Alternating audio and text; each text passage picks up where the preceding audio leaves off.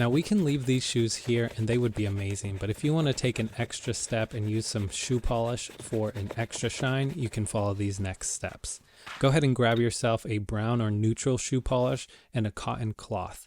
Cutting up a t-shirt works well too. Go ahead and grab your cloth and go ahead and insert 2 fingers into the cloth while wrapping the rest of the fabric with your other hand and then grabbing it with your fingers.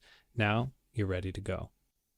Get a small amount of polish on your cloth, but make sure not to get too much all at once. You can always get more later.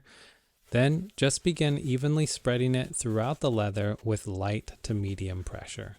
Add more as you go if you need it. Once you're done, leave it to dry for a few minutes and then grab your horsehair brush and repeat the same brushing pattern once again.